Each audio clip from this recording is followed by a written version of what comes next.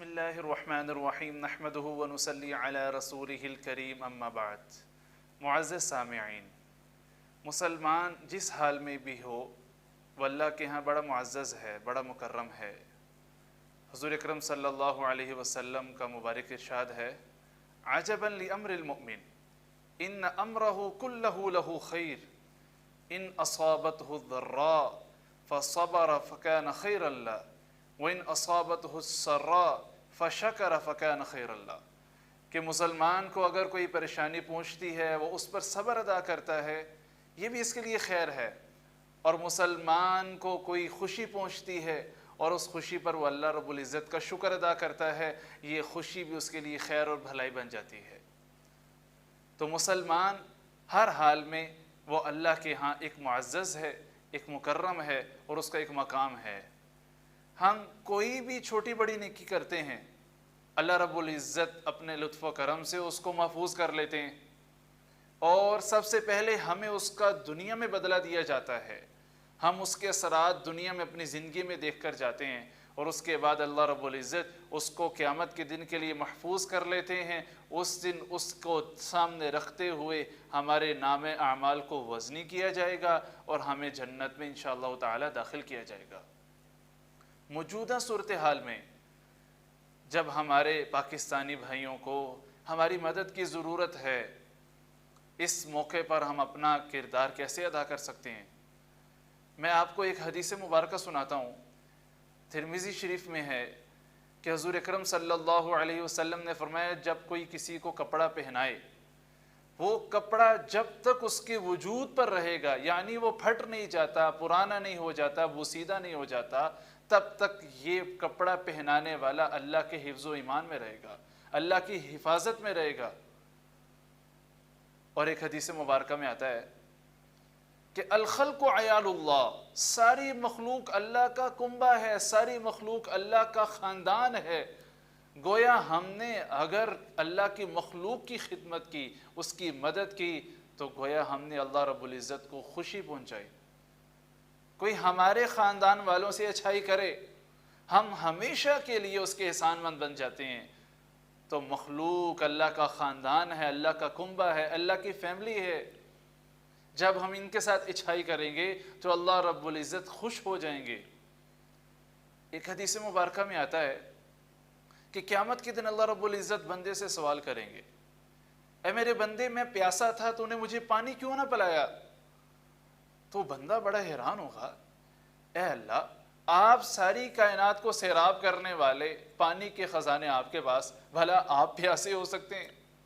تو اللہ رب العزت جواب میں فرمائیں گے، میرا فلاں بندہ پیاسا تھا، اگر تو اس کو پانی پلا دیتا گویا کہ تو نے میری خدمت کی۔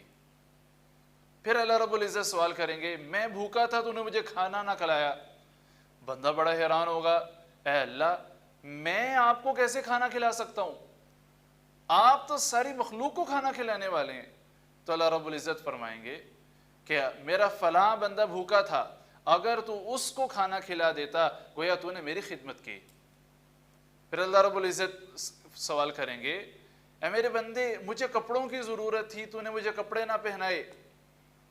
وہ بندہ کہے گا، یا اللہ، آپ تو ساری دنیا کو لباس کی نعمت سے نوازنے والے، بھلا آپ کو لباس کی کیسے ضرورت پڑ سکتی ہے؟ تو اللہ رب العزت جواب میں فرمائیں گے، میرے فلاں بندے کو لباس کی ضرورت تھی، اگر تو اس کو لباس پہنا دیتا گویا تو نے میری خدمت کی۔ اس سے معلوم ہوا کہ مخلوق کی خدمت کرنا گویا براہ راست اللہ سے اپنا تعلق بنانا ہے۔ مخلوق خدا کے کام آنا، اللہ ہمارے کام بنا دیں گے۔ اس لیے نبی علیہ السلام نے ارشاد فرمایا، اللہ فی عون العبد ما دام العبد فی عون اخی، اللہ تب تک اس بندے کی مدد میں ہوتے ہیں جب تک یہ اپنے بھائی کی مدد میں رہتا ہے۔ تو اس ہنگامی صورتحال میں ایک اخلاقی کردار ادا کریں، بطور مسلمان اور بطور پاکستانی، کہ ہم اپنے وہاں جو متاثرین ہیں، ہمارے بھائی، ہماری بہنیں، ہمارے بچے، اپنے بچوں کو سامنے رکھتے ہوئے ان کا احساس کیجیے، اپنی بہنوں کو، ماؤں کو، بیٹیوں کو سامنے رکھتے ہوئے ان کا احساس کیجیے، اپنے بزرگوں کو، بوڑھوں کو سامنے رکھتے ہوئے ان کا احساس کیجیے۔ تو میری آپ سب بھائیوں سے گزارش ہے جو اس بات کو سنیں گے کہ آپ کسی طرح بھی ان کی مدد میں ضرور شامل ہوں۔ اللہ رب العزت ان کی برکت سے ہماری مدد بھی فرمائیں گے۔ ہمیں ظاہر یوں نظر آتا ہے کہ وہ امتحان میں ہیں، ہوتا یہ ہے کہ ایک آزمائش کی وجہ سے دو لوگ امتحان میں ہوتے ہیں۔ مثال کے طور پر ابھی وہ لوگ سیلاب میں ہیں اور ہم یہاں پر ہیں، امتحان میں وہ بھی ہیں اور امتحان میں ہم لوگ بھی ہیں، پر فرق یہ ہے ان کا امتحان سیلاب کی صورت میں ہے اور ہمارا امتحان اللہ رب العزت اس صورت میں لے رہے ہیں کہ یہ کتنی اس کی مدد کرتا ہے، یہ کتنا اس کے کام آتا ہے۔ تو ہم سب بڑھ چڑھ کر حصہ لیں۔ آپ جہاں کہیں بھی ہیں، جس علاقے میں بھی ہیں، آس پاس دیکھیں کہ کون لوگ ایسے کام میں مصروف ہیں، ہم ان کی مدد کریں۔ میں حدیث مبارکہ پھر ریپیٹ کرتا ہوں کہ اللہ تب تک بندے کی مدد میں لگے رہتے ہیں جب تک یہ اپنے بھائی کی مدد میں لگا رہتا ہے۔ اللہ رب العزت ہم سب کو عمل کرنے کی توفیق عطا فرمائے۔ السلام علیکم ورحمۃ اللہ وبرکاتہ۔